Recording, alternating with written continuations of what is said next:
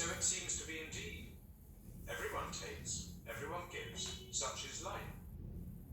But if you don't mind me asking, being without possessions, what would you like to give?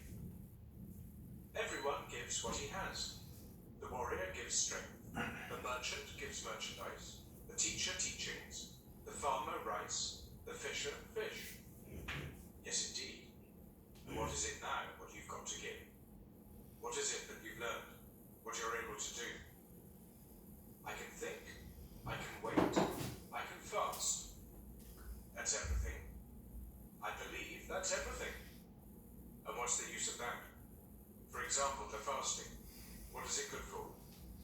It is very good, sir. When a person has nothing to eat, fasting is the smartest thing he could do. When, for example, Siddhartha hadn't learned to fast, he would have to accept any kind of service before this day is up, whether it may be with you or wherever, because hunger would force him to do so. But like this, Siddhartha can wait calmly. He knows no impatience. He knows no emergency. For a long time, he can allow hunger to besiege him and can laugh about it. This, sir, is what fasting is good for. You're right, Samana. Wait for a moment. Kamaswami left the room and returned with a scroll, which he handed to his guest while asking, "Can you read this?" Siddhartha looked at the scroll, on which a sales contract had been written down, and began to read out its contents. "Excellent," said Kamaswami. "And would you write something for me on this piece of paper?" He handed him a piece of paper and a pen, and Siddhartha wrote and returned the paper. Kamaswami read, "Writing is good, thinking is better. Being smart is good, being patient is better. It is excellent how you're able to write." The merchant praised him. "Many a thing we will still have to discuss with one another. For today, I'm asking you to be my guest and to live in this house." Siddhartha thanked and accepted, and lived in the dealer's house from now on.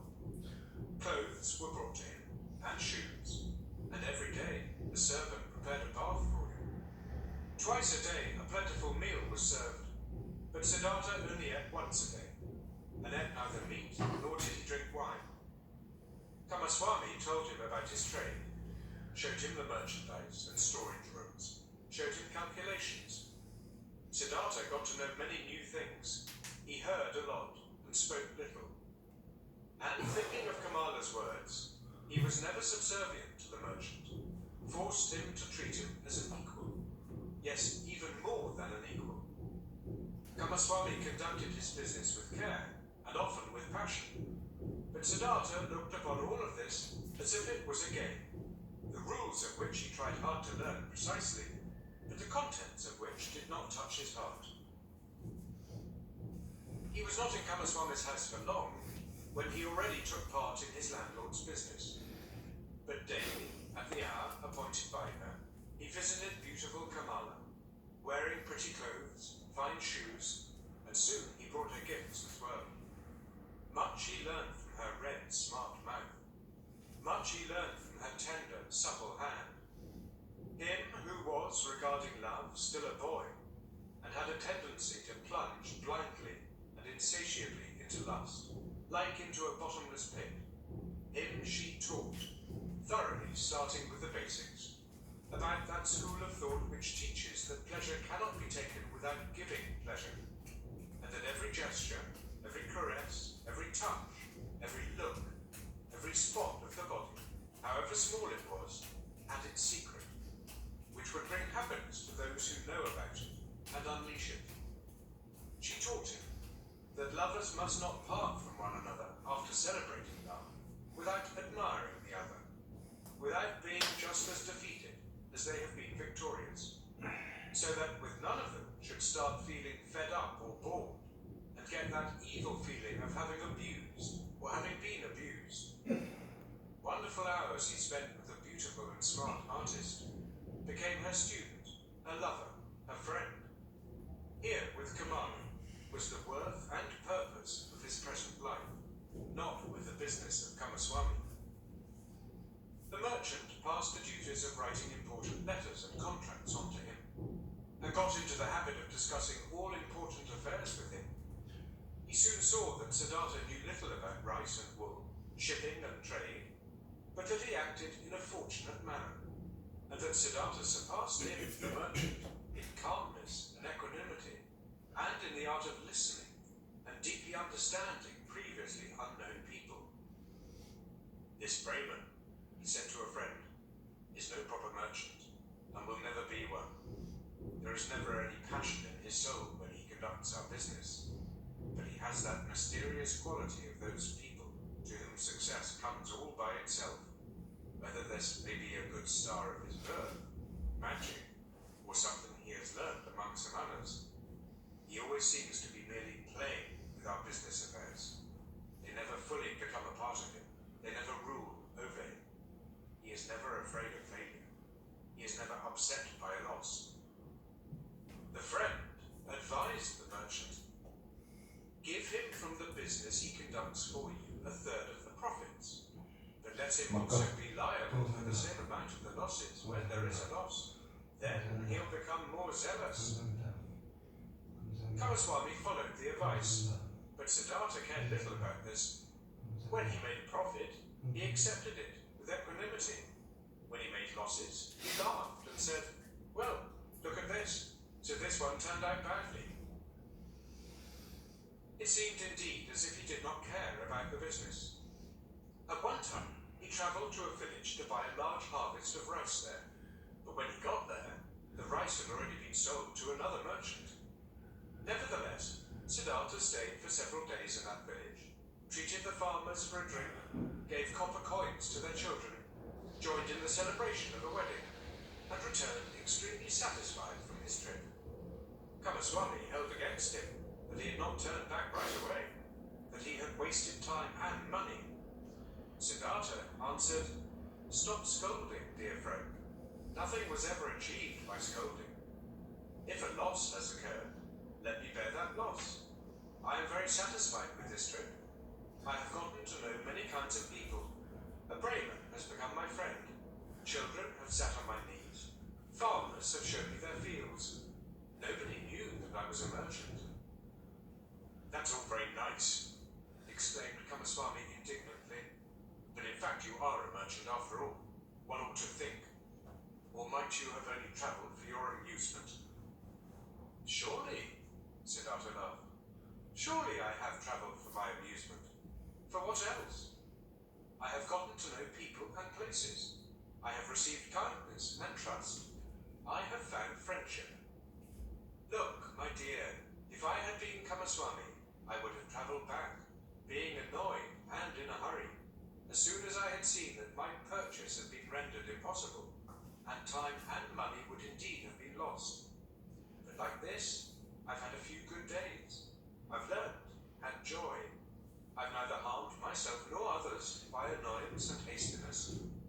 And if I'll ever return there again, perhaps to buy an upcoming harvest, or for whatever purpose it might be, friendly people will receive me in a friendly and happy manner, and I will praise myself for not showing any hurry and displeasure at that time.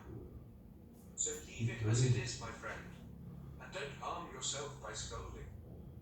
If the day will come when you will see, this Siddhartha is harming me, then speak a word, and Siddhartha will go on his own path. But until then, let's be satisfied with one another. Futile were also the merchant's attempts to convince Siddhartha that he should eat his bread. Siddhartha ate his own bread, or rather they both ate other people's bread, all people's bread. Siddhartha never listened to Kamaswami's worries, and Kamaswami had many worries. Whether there was a business deal going on which was in danger of failing, or whether a shipment of merchandise seemed to have been lost, or a debtor seemed to be unable to pay. Kamaswami could never convince his partner that it would be useful to utter a few words of worry or anger, to have wrinkles on the forehead, to sleep badly. When one day Kamaswami held against him that he had learned everything he knew from him, he replied, would you please not kid me with such jokes? What I've learned from you is how much a basket of fish costs, and how specialists may be charged on loaned money. These are your areas of expertise. I haven't learnt a thing from you, my dear Kamaswami. You ought to be the one seeking to learn from me. Indeed, his soul was not with the trade. The business was good enough to provide him with the money for Kamala, and it earned him much more than he needed. Besides from this, Siddhartha's interest and curiosity was only concerned with the people, whose businesses, crafts, worries, pleasures, and acts of foolishness used to be as alien and distant to him as the moon. However easily he succeeded in talking to all of them, in living with all of them, in learning from all of them, he was still aware that there was something which separated him from them, and this separating factor was him being a samana. He saw mankind going through life in a childlike or animal-like manner, which he loved and also despised at the same time. He saw them toiling, saw them suffering, and becoming grey for the sake of things which seemed to him to entirely unworthy of this price. For money, for little pleasures, for being slightly honoured. He saw them scolding and insulting each other. He saw them complaining about pain, at which a samana would only smile, and suffering because of deprivations which a samana would not feel. He was open to everything these people brought his way. Welcome was the merchant who offered him linen for sale. Welcome was the debtor who sought another loan. Welcome was the beggar who told him for 1 hour the story of his poverty, and who was not half as poor as any given samana. He did not treat the rich foreign merchant any different than the servant who shaved him, and the street vendor whom he let cheat him out of some small change when buying bananas. When Kamaswami came to him to complain about his worries, or to reproach him concerning his business, he listened, curiously and happily, was puzzled by him, tried to understand him, consented that he was a little bit right, only as much as he considered indispensable, and turned away from him towards the next person who would ask for him. And there were many who came to him, many to do business with him, many to cheat him, many to draw some secret out of him, many to appeal to his sympathy, many to get his advice. He gave advice, he pitied, he made gifts, he let them cheat him a bit, and this entire game and the passion with which all people played this game occupied his thoughts just as much as the gods and Brahmins used to occupy them. At times he felt, deep in his chest, a dying, quiet voice, which admonished him quietly, lamented quietly. 그것도 다르지. 나는 And then, for an hour, 너무 he became 일조하고 aware of the strange 와서 또 life 알아보는 사람도 있으니까. of him doing lots of things, which were 나는 only a 운동을 game 계속 of, though being happy and feeling joy at times, real life 아니 still passing 어플을 him by 같으면 and not touching him. 또 알아보고 As a 싶은 거 football 없고 player 알아 plays with his balls, 어느 날을 he 알아보면 played 그냥 with his 뭐 business 알아본다고 deals. 바로 그걸 The people 삼키는 거야. around him watched them, found amusement 월요일에 in them. 오고 화요일에 알아본다고. With the source of his being, he was not with them. The source ran somewhere, far away from him, ran invisibly, 저게 며칠 안 had 남았는데. nothing to do with his life anymore. And at several times he 느낌은 나는 became 거다. scared on account of such 가진 것도 thoughts, 없다. and wished that he would also be gifted with the ability to participate in all of this childlike naive occupations of the daytime with passion and with his heart, really to live, really to act, really to enjoy, and to live instead of just standing by as a spectator. But again and again he came back to beautiful Kamala, learnt the art of love, practiced the cult of lust, in which more than in anything else, giving and taking becomes one. Chatted with her, learned from her, gave her advice, received advice. She understood him better than Govinda used to understand him. She was more similar to him. Once he said to her, "You are like me. You are different from most people. You are Kamala, nothing else. And inside of you there is a peace and refuge, to which you can go at every hour of the day and be at home at yourself. As I can also do. Few people have this, and yet all could have it. Not all people are smart.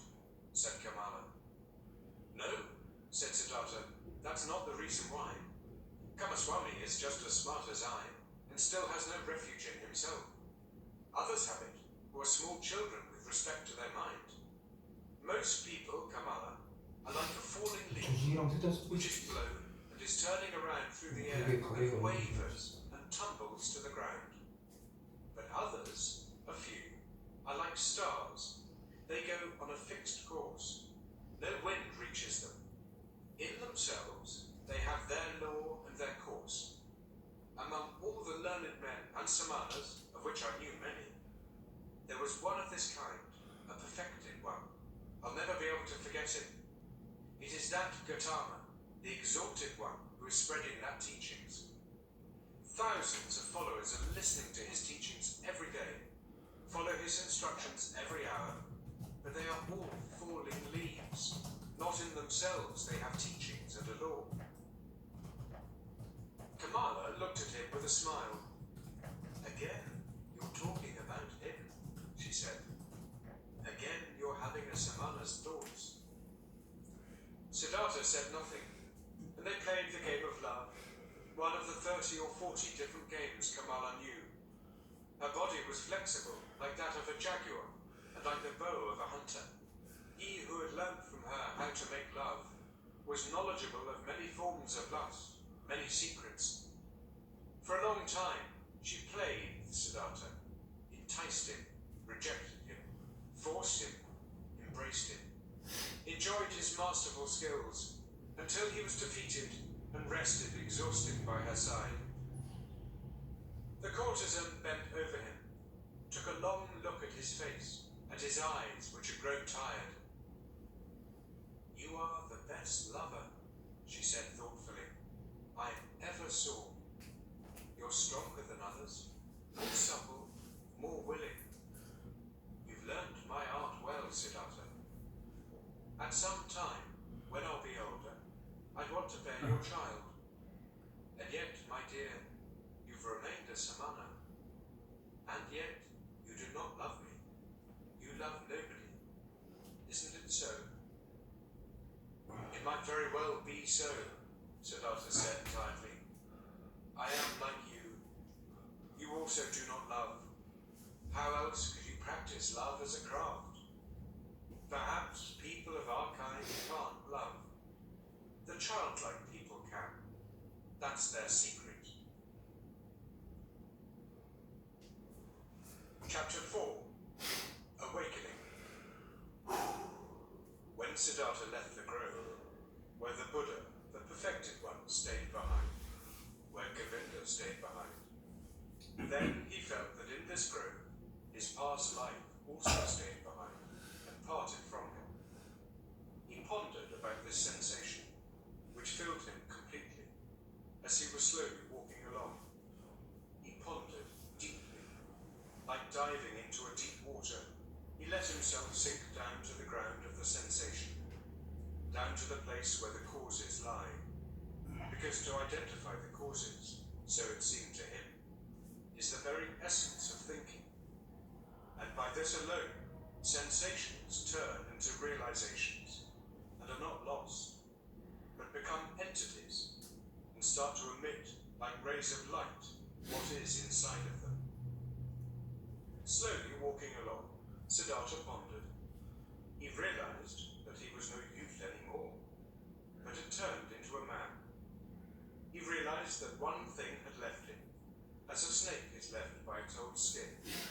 That one thing no longer existed in him, which had accompanied him throughout his youth and used to be a part of him. The wish to have teachers and to listen to teachings. He had also left the last teacher who had appeared on his path. Even him, the highest and wisest teacher, the most holy one, Buddha, he had left him, had to part with him, was not able to accept his teachings. Slower, he walked along in his thoughts and asked himself, but what is this? What you have sought to learn from teachings and from teachers, and what they, who have taught you much, were still unable to teach you. And he found it was the self, the purpose and essence of which I sought to learn. It was the self I wanted to free myself from, which I sought to overcome. But I was not able to overcome it, could only deceive it, could only flee from it, only hide from it.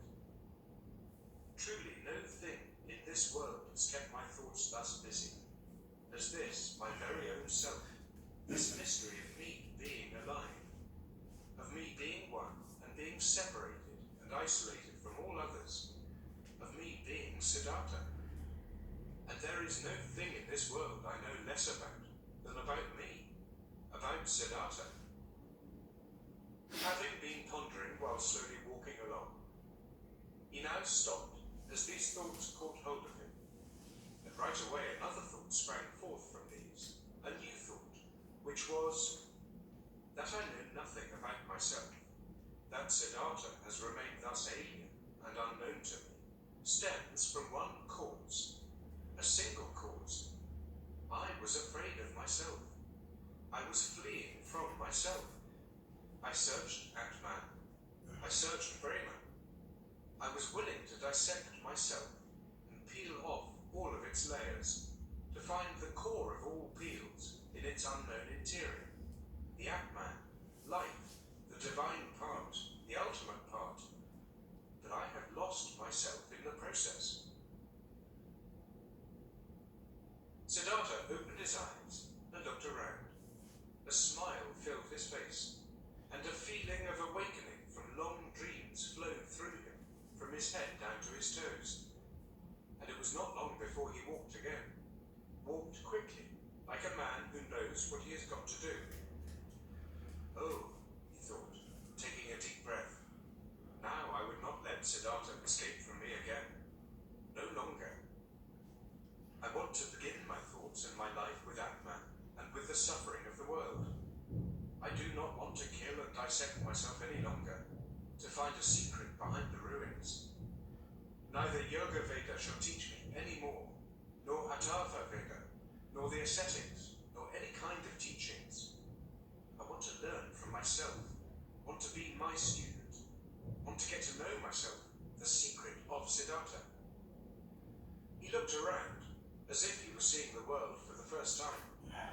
Beautiful was the world, colourful was the world, strange and mysterious was the world. Here was blue, here was yellow, here was green. The sky and the river flowed, the forest and the mountains were rigid. All of it was beautiful. All of it was mysterious and magical. And in its midst was he, Siddhartha, the awakening one, on the path to himself.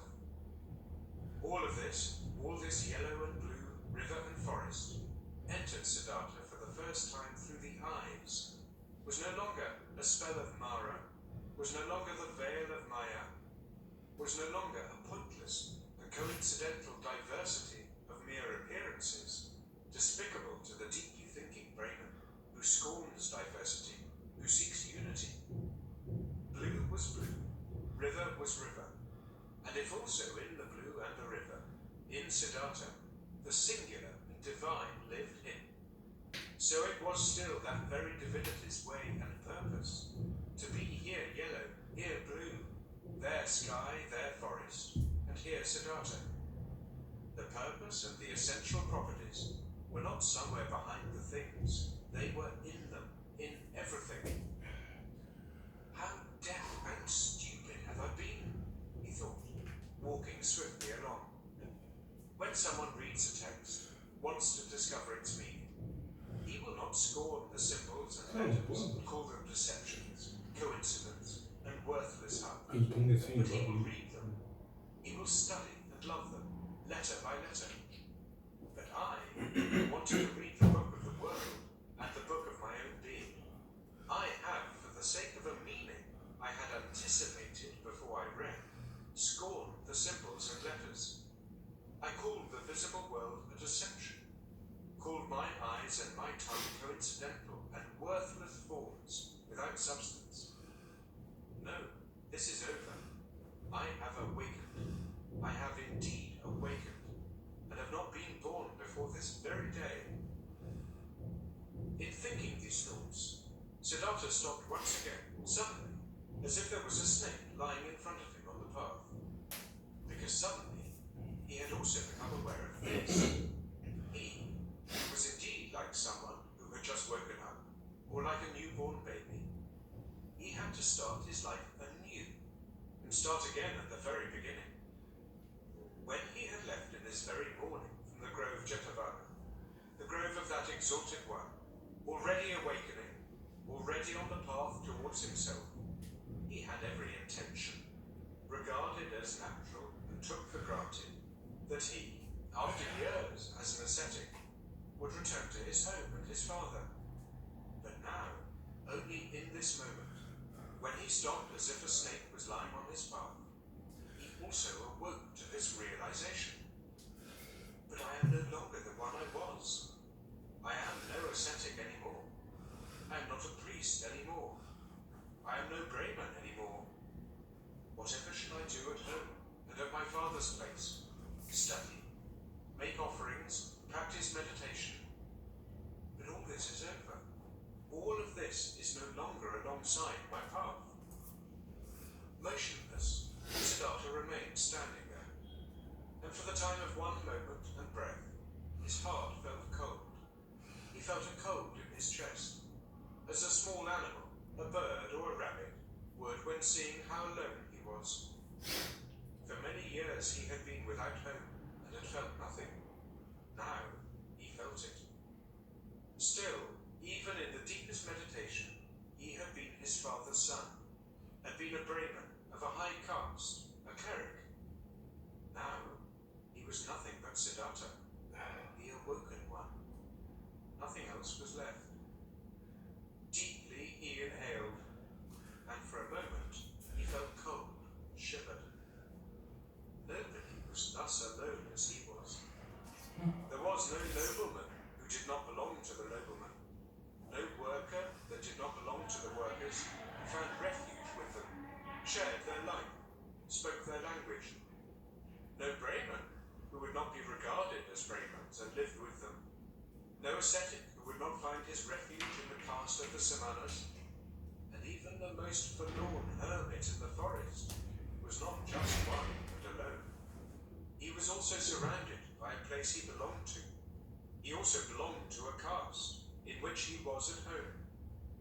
Govinda had become a monk, and 1,000 monks were his brothers, wore the same robe as he, believed in his faith, spoke his language.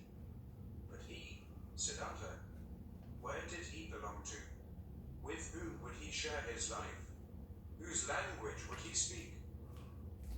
Out of this moment, when the world melted away all around him, when he stood alone like a star in the sky, out of this moment of cold and despair, Siddhartha emerged, more a self than before, more firmly concentrated.